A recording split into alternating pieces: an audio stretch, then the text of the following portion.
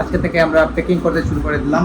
স্বপ্নিল যাওয়ার আর বেশি দিন বাকি নেই, আর হাতে গোনা কয়েকদিনই বাকি। তাই প্রথমেই আমরা টিকিটটা প্যাক করে দিলাম। আপনাদের যাওয়ার সময় হয়ে গেছে, বুঝতেছি না আসলে যাওয়ার আগে এরকম অসুস্থ হবে এটা আসলে ভাবি নাই আমরা।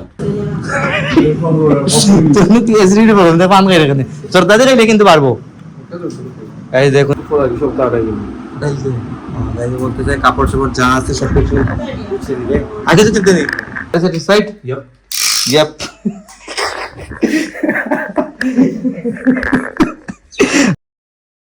Hello everyone, welcome to my new blog. কেমন আছেন সবাই? আই হোপ সবাই ভালো আছেন, আমি ভালো আছি। তো গাইস আজকে থেকে আমরা প্যাকিং করতে শুরু করে দিলাম।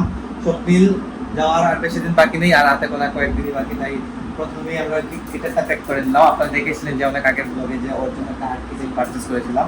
তো আর্টিকেলটা কাটা হয় নাই গিটারের শেপে, তো আমরা কিন্তু কেটে দিলাম আজকে। এই দেখুন, তো মায়ের হাতে কিন্তু এটা দেখুন, এই ফর্মটা কিন্তু একদম গিটারের শেপে কাটা।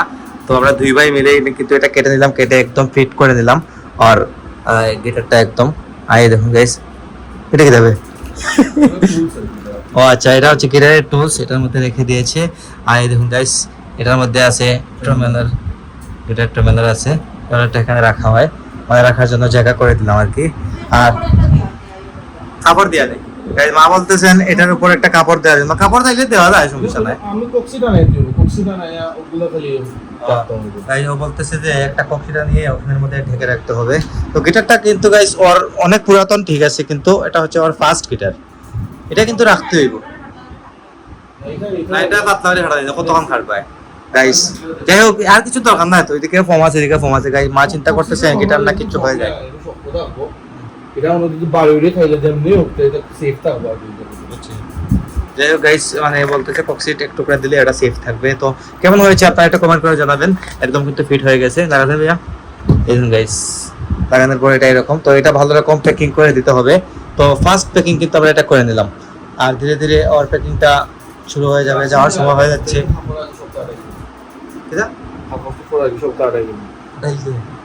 বলতে চাই কাপড় চোপড় যা আছে সব কিছু আগে তো কিনতে নেই, কিনলে দেয়, আর সময় নাই। এই যে কথাবার্তা চলতেছে, কিছু কিনবেন কি কিনবেন না। এটা আমার ঠান্ডা শর্ট রং লাগে এখানে এল কিনতাম না, তাহলে ওই হয়েছে না। এটা শর্টস নি শর্টস, হ্যাঁ লং প্যান্ট। আচ্ছা লং প্যান্ট বুঝছি। তো এই শর্টস নি এই তুই কি দাওরতে তো যে সামার লাগে, সামার চলেন দেখুন 2 মাস 3 মাস সামার। বাংলাদেশের লাগান উইন্টার, তারা সামারও লাগান। বাংলাদেশের উইন্টারের মতো ওদের সামার আসে গাইস প্রতি বছর।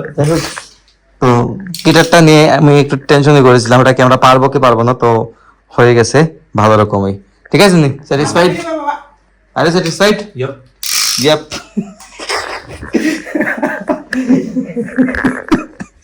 ওকে, তো এটা রাখি দাও বক্স করিয়া। আর গাইজ আমরা এন্টি কাটার দিয়ে কেটেছি, কিন্তু এই দেখুন এই এন্টি কাটার দিয়ে আজ তারা গিটারের শেপ করে কেটেছি আমরা। আর এই দেখুন গিটারটা বেরিয়ে গেছে, এই দেখুন ফোমের গিটার, এটা হচ্ছে গাইজ ফোমের গিটার। যাই হোক, তো এই চলতেছে করে এটা কি তাদের খেলাইতো ফোমেটা আনতাজে, এটা ইয়ে করে রাখা গড় করবো আরো। গাইজ মা শুধু প্রাজ্ঞর কথাই চিন্তা করেন, কিছু হলেই প্রাজ্ঞ এসে খেলবে, প্রাজ্ঞ পূজা এসে খেলবে। যাই হোক guys, this is next day. আমি সকাল সকাল দোকান খুলে দিয়ে আসলাম বাসায়, নাস্তা করে নাই সকালে, আর জিমও হয় নাই গাইস। এই দেখুন মাছকে দুধ পুলি নি, এই দুধ পুলি তৈরি করেছেন। দুধ পুলি পিঠাগুলো কিন্তু খেতে মজা লাগে। স্বপ্ন কই? তাই স্বপ্ন ঘুমিয়ে পড়েছে, স্বপ্ন একটু অসুস্থ হয়ে গেছে। অসুস্থ বলতে গাইস গরমের কারণে একটু অ্যাসিডিটি প্রবলেম করতেছে, আর ভালো লাগতেছে না, বলতেছে যে আমি ঘুমিয়ে পড়তেছি। বা আবার এদিকে গাইছে যাওয়ার সময় হয়ে গেছে, বুঝতেছি না আসলে যাওয়ার আগে এরকম অসুস্থ হবে এটা আসলে ভাবি নাই আমরা। যাই হোক, ঠিক হয়ে যাবে। ওষুধ মেডিসিন নিয়ে আসছে আমার জন্য দোকান থেকে আসবার সময়, মেডিসিন একবার নেওয়া হয়ে গেছে, তো আশা করি ভালো হয়ে যাবে। তো আমি একটু দুধ পুলি খাই, দুধ পুলিটা কিন্তু খুবই মজাদার খাবার। গাইছে দেখুন কেমন লাগে, দুধ দিয়ে তৈরি হয়েছে।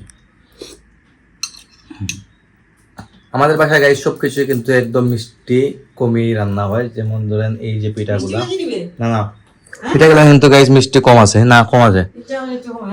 গাইস আমাদের বাসায় সবকিছু মোটামুটি একটু কম দিয়ে রান্না হয় মিষ্টিগুলা, বিশেষ করে চিনিগুলা। চিনিটা আমরা সবসময় অ্যাভয়েড করি।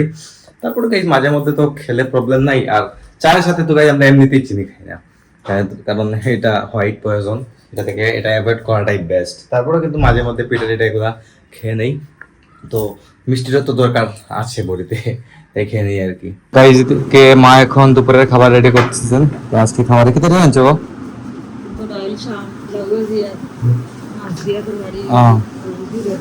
গাইজ দেখুন আজকে রান্না হয়েছে ডাল, তারপর হচ্ছে নালি শাক, তারপর হচ্ছে লাউ ভাজি, আর দেখুন মাছ দিয়ে আলু দিয়ে আর ঝিঙ্গা দিয়ে তরকারি রান্না হয়েছে। এটা রুই মাছ না?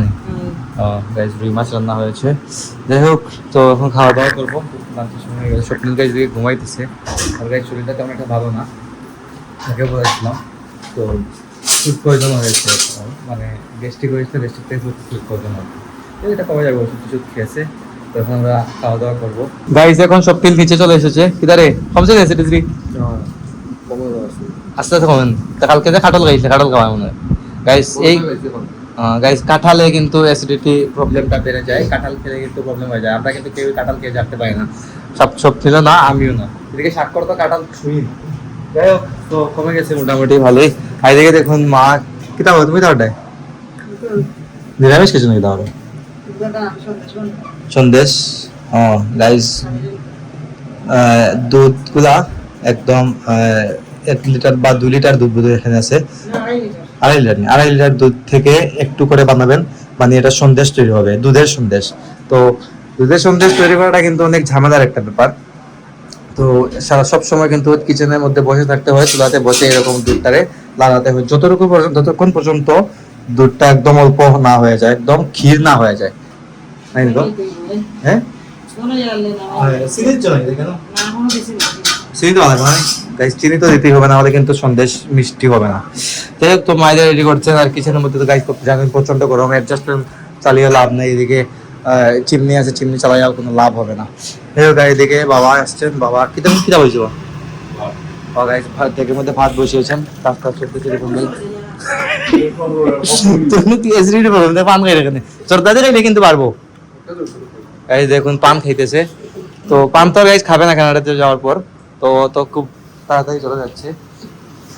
তো কিলা লাগে রে, খারাপ লাগে না? খারাপ লাগাটা তো স্বাভাবিকই, আমাদের সবারই কিন্তু খারাপ লাগতেছে, চলে যাচ্ছে। 6 বছর পর আসছে, এসে 3 মাস, অলমোস্ট 3 মাস হয় নাই, 2.5 মাসের মতো থেকে যাচ্ছে আর কি। খারাপ লাগাটা কিন্তু স্বাভাবিক। যাই হোক, তো ব্যাগটা গুছানো হয় নাই, কারণ আমাদের সিটির প্রবলেম ছিল, তো তাই ভেবেছিলাম যে আজকে সব কিছু গুছিয়ে নেবো মোটামুটি পরে, বাট তা হয় নাই, তো গুছিয়ে নিতে হবে আর কি। তো এখন আমরা দেখতেছি যে স্বপ্নকে সময় দিতে সবসময়, তখন আর বারোই চলিস না ভাই দেখি, হ্যাঁ ভাত আমরা লোকে দাস নাকি দা গাইস। এখন বের না হতে বলতেছি, কারণ তো গাইস বন্ধুদের সাথে ঘোরাঘুরি করবে, আমাদের সাথে থাকবে, এখন আমরা সবার সাথে থাকবো, সময় দিব ওকে, ওই চলতেছে আর কি করে। তো গাইস এখন আজকের ভিডিওটি এখানে এন্ড করে দিচ্ছি। আপনারা আমাকে ফলো করতে চাইলে আমার ফেসবুক ইনস্টাগ্রামে ফলো করতে পারেন, আমার ফেসবুক ইনস্টাগ্রাম লিংক নিচে ডেসক্রিপশনে পেয়ে যাবেন।